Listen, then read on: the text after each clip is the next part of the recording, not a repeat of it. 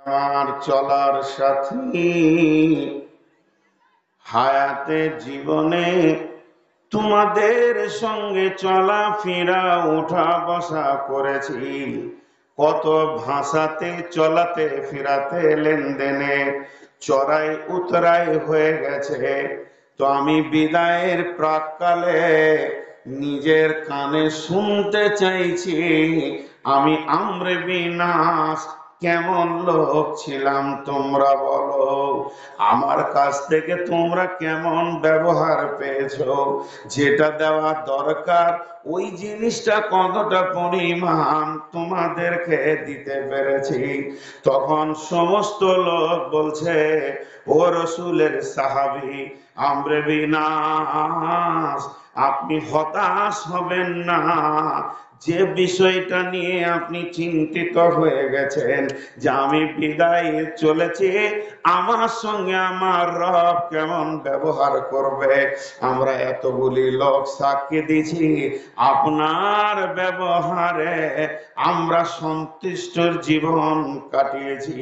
আমরে বিনাশ বুকে মুখে হাত দিয়ে টুকরে টুকরে কাঁদতে শুরু করলেন। সভাসদ লোকগুলো বিদায় হলো। স্ত্রী বা সন্তান পাশে রয়েছে। সন্তান বলছে, আব্বা তাহলে একটু শুয়ে যান।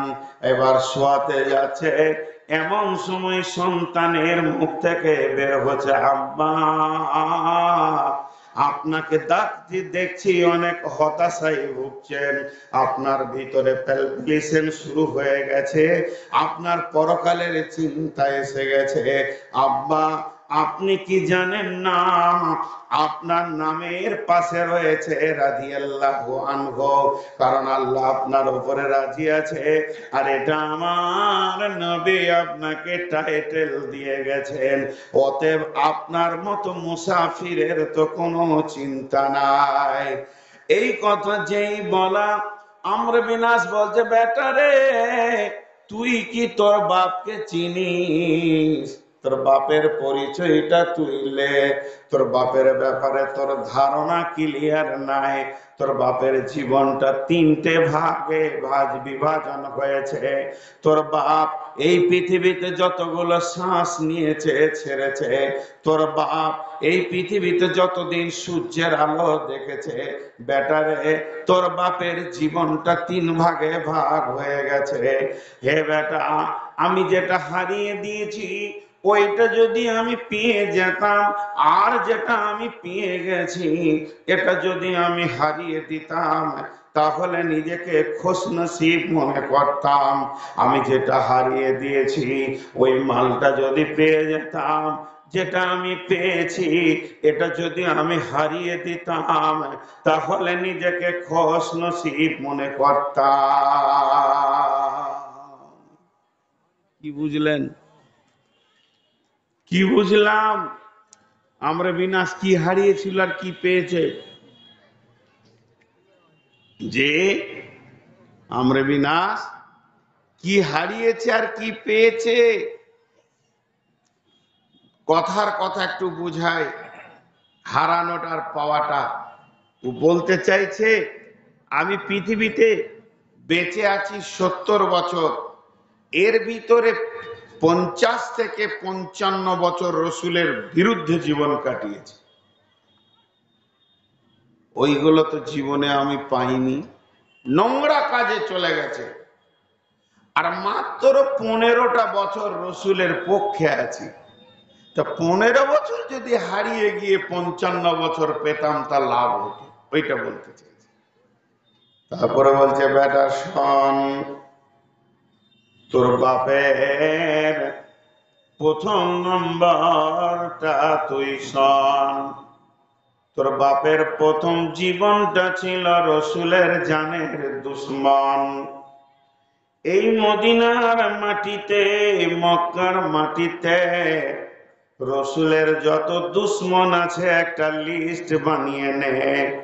আমি আমরে বিনাশের মতো কেউ লম্বা সময় ওর পেছনে দেয়নি।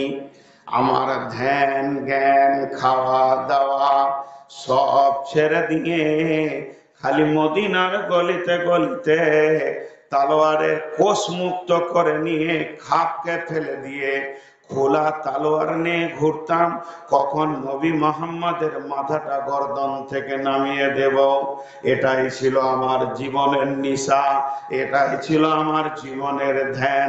কিন্তু বিশ্ব নবীর কাছে যেদিন কালিমা পড়লাম, আমি কালেমা পড়তে আসছি, আমার সঙ্গে আসছে খালিদ বিন ওয়ালিদ আর একজন সাহাবী।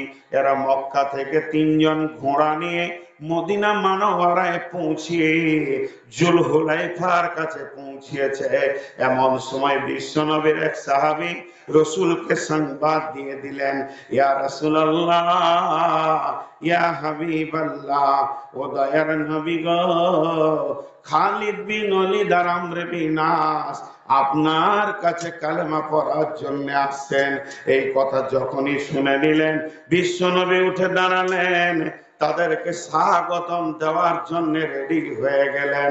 এমন সময় আল্লাহর নবীকে গিয়ে আমর বিন আস বলছেন, ইয়া রাসূলুল্লাহ, আমার মত হতভাগাকে কালেমা পড়িয়ে নেন, আমার মতো হতভাগাকে কালেমা পড়িয়ে নেন। আমার দিকে ধ্যান দেন। যে কথা বলা, বিশ্বনবী হাতটা নিজেই বাড়ালেন। আমর বিন আস তো আগে থেকে হাত বাড়িয়েছে, এবার বিশ্বনবী তার হাতে হাত লাগাতে যাবেন। খালিদ বিন ওয়ালিদেরও একই কথা। তখন আমর বিন আস নিজের হাতটাকে টেনে নিলেন, রসুলের হাতে হাতটা দিচ্ছেন না। নবীজি বলছেন, আমর বিন আস রে, তোমার কি হলো তুমি বলো। মক্কা তো কমসে কম এখান থেকে 250 ক্রস দূরের রাস্তা, সেখান থেকে 13 দিন তুমি রাস্তাকে অতিক্রম করে আমার কাছে পৌঁছেছ, 10 দিন 12 দিন। তারপরেও তোমার উদ্দেশ্য ঈমান আনবে, আর তুমি আগে হাত বাড়ালে, এরপরে আমি আখিরি নবী হাত বাড়ালাম, তবে কেন তুমি হাতটা টেনে নিলে তুমি বলো। আমর বিন আস বলছে, বেটা, আর আমি থাকতে পারলাম না, টুকরে কেঁদে উঠলাম, কেঁদে নবীকে বললাম, ইয়া রাসূলুল্লাহ, ইয়া হাবিবাল্লাহ, আমার মাথার উপরে গুনাহের পাহাড় আছে, শুধু আপনার বিরুদ্ধে জীবনটাকে কাটিয়েছি। দয়ার নবী গো, এই গুনাহগালার ব্যাপারে আপনি যদি আমাকে কিছু না বলেন, আমি কেমন করে কালেমা পড়ব। আল্লাহর নবী বলতে শুরু করলেন, আমর বিন আস রে, পৃথিবীর বুকে 3টি আমল এমন আছে মানুষের জীবনের গোনাকে ধুয়ে মুছে সাফ করে দেয়, আর সেই 3টি আমল এমন গুরুত্বপূর্ণ আমল, তার জীবনেও একটা গুনাহ থাকবে না। 1 নম্বর হলো, যদি কেউ হজ করে আর হজটা যদি কবুল হয়ে যায়, হজ্জে মাবরুর হয়ে যায়, তার জীবনে আর গুনাহ থাকবে না।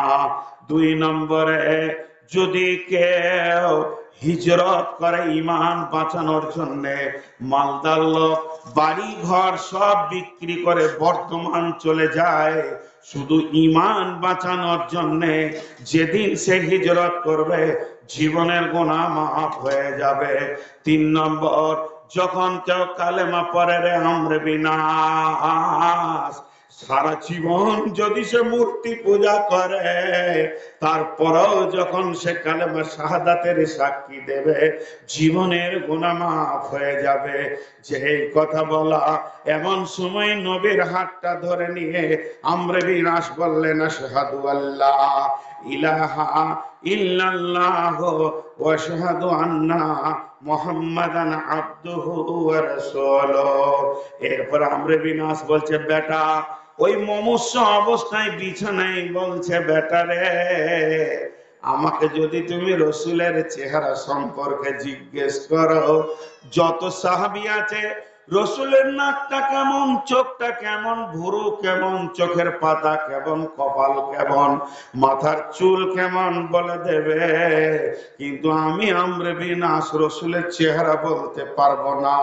10টা 15টা বছর রসুলের সাহাবী হয়ে কাটালাম, তারপরও আমি চেহারা বলতে পারবো না। বেটা অবাক, ইয়া আল্লাহ, এ আব্বা, আপনি কি রসুলের মজলিসে বসেননি? ওর বাপ বলছে, বেটা রে, বসেছি, মাথা উঁচু করে বসে থাকতাম, আর যখনই দেখতাম নবীজি হুজরা থেকে মজলিসে আসছে, তো আমি মাথাটাকে নামও করে নিতাম, এত লজ্জা লাগতো। আমি সেই দুশ্মন, আমি সেই বেঈমান, আমি সেই রসুলের জানের দুশ্মন যে খোলা তলোয়ার নিয়ে ঘুরেছি, এটা মনে পড়ে যেত। মাথাটাকে নিচু করে নিতাম তো নিতামই, আর যতক্ষণ রসুল থাকতেন মাথা তুলে আর দেখতাম না। এর জন্য বলতে পারবো না আমার রসুল আমার এত প্রাণ প্রিয় হয়ে গেছিল। বেটারে, তাহলে প্রথম অবস্থায় যখন কালেমা পড়েনি, ওই অবস্থায় যদি আমার মত হতো, আমি নিশ্চিত ছিলাম জাহান্নাম যাচ্ছি, আল্লাহর দোজকে যাচ্ছি। আর যতদিন রসুল বেঁচে ছিলেন, ওই অবস্থায় যদি আমার মত হতো, তাহলে এটাও আমি জানতাম নিশ্চিত আমি জান্নাত যেছি, আমার জানাজা আখেরি পয়গম্বর পড়াবে।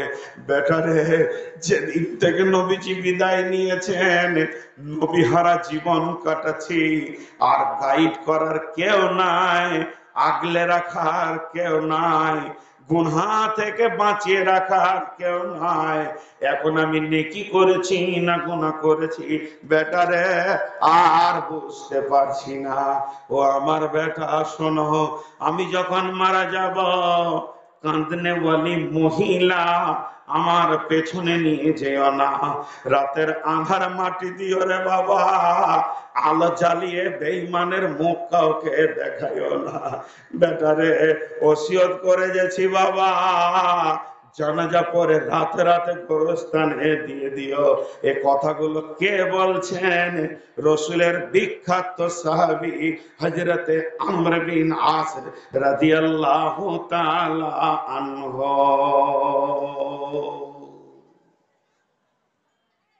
আমি যে কথাগুলো এখন বলবো, যে ওসিয়ত কাকে বলে, দেখেন ওসিয়ত কাকে বলে।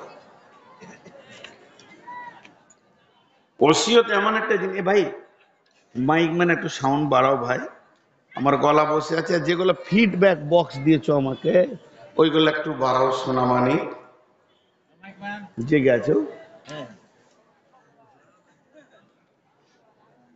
মাইক ম্যান আর ইউটিউবার আর বক্তা, পৃথিবীতে 3জনেই হতভাগা, রাত জেগে জেগে মরছে। জি, প্রধান বক্তাটাকে যদি মাগরিব পরে দেয়, তাহলে ইউটিউবাররাও ঘর যায়। আমারও শোয়া হয়, মাইক ম্যান দেখে লেগা। একটু সাউন্ডটা বাড়ান ভাই, অন্তত ফিডব্যাকের সাউন্ডটা দেন, ওই বক্সগুলো, ছোট বক্সগুলো। তো এ হলো ওসিয়ত। এইরকম যদি উপমা দিতে পারি, হযরতে আলীকে 2জন বেঈমানে হত্যা করেছেন, তার মধ্যে একজনের নাম মুজাহির। তো মুজাহির দুই দিক থেকে 2টা কোপ পড়েছিল। হযরত আলীকে যে পৃথিবী থেকে সরানো হবে, তার একটা প্ল্যান চলছে। এইটা তালগাছি গ্রাম, এটা তালগাছির মসজিদ, তালগাছির কোন আলিম এখানে ইমামতি করছে। তো দেখবেন ওকে আর রাখবে না, তো 20-25টা বেঈমান খালি ঘুষ ঘুষ করে গোলতাল পাকাবে। হযরত আলীর অবস্থা ওই হয়েছিল। সাহাবীদের ভিতরে একজন সাহাবী, তিনি পেরিয়ে আসছেন, আর আলীর বিরুদ্ধে লোক একটা বড় তালোয়ারকে এমনি করে ছিনি, যেমন কাঠে আর বালুতে শান দেয়, ও শান দিছে। তোকে জিজ্ঞেস করছে, কি করবি রে? বলছে, ষাঁড় কাটবো। হাসার কথা লয়। হযরত আলীকে বলছে ষাঁড় কাটবো। ঠিক হযরত আলী তারপরও ধীর গতিতে ইমামতি চালাচ্ছেন। হঠাৎ ফজরের সালাত পড়তে যাবেন, হযরত আলী একা নাই, সাথে আরো দুজন রয়েছেন। এমন সময় দুইটি তলোয়ার এসে ঘাড়ের ওপরে পড়ল। একটা তলোয়ার লক্ষ্য ভ্রষ্ট হয়ে গেল, কাজে লাগলো না। আর বেঈমান মুজাহিরের তলোয়ারটা এসে কোপ মেরে গর্দনে লাগলো। হযরত আলী পড়ে গেলেন, তখনও তিনি মারা যাননি। এবার বেঈমানকে কে ধরবে, সে তো লাফ মেরে পালাচ্ছে। চারিদিক থেকে যখন লোক আসতে শুরু করেছে, হযরতে খালিদ বিন ওয়ালিদ একটা বড় চাদরকে নিয়ে গিয়ে তলোয়ার সহকে জড়িয়ে ধরে ফেললেন। বেঈমান ধরা খেয়ে গেল। মসজিদে নববীতে বাঁধা হলো, ফজরের নামাজ হয়ে গেল। কত অবস্থায় হযরতে আলী নামাজ ছাড়েননি। বেঈমান নামাজ ছাড়েনি। হে মুসলমান, আমরা কাজের জন্য নামাজ ছেড়ে দিই, কোন কারণে যদি নামাজ মাফ হতো তো সেই দিনের ফজরের নামাজটা আলীর মাফ হয়ে যেত, আর কারবালার ময়দানে ইমাম হোসেনের নামাজ মাফ হয়ে যেত। নামাজ মাফ নাই। এরপরে হযরত আলী ওসিয়ত করছেন, বেটারে আল্লাহকে ভয় করিও বাবা, পৃথিবীতে ইনসাফ করিও বাবা। ও বাবা হাসান হুসান, তোমাদের একটা সতলা ভাই আছে বাবা, তাকে তোমরা ডেকেছে, যে মালটা পাবে অংশটা তার বুঝিয়ে দিও বাবা, তার নাম অবক। এমন সময় সে ছেলে এসে হাজির হয়ে গেল। হাসান হোসেনকে বলল, বাবা এটা আমার সন্তান, তোমাদেরই ভাই, খবরদার বেইনসাফি করবে না, তোমরা তাকওয়া অবলম্বন করো আর বেঈমানকে বেঁধে রাখো। খবরদার বন্দীকে খবরদার মারবে না, বন্দীকে খাওয়ার অভাব দেবে না। আমার নবী কাছে যত বন্দী থাকতো তাদেরকে যথেষ্ট পরিমাণে রুচিসম্মত খাবার দেওয়া হতো এবং তাদেরকে কোনো প্রহার করা হতো না যতক্ষণ পর্যন্ত বিচার না হবে।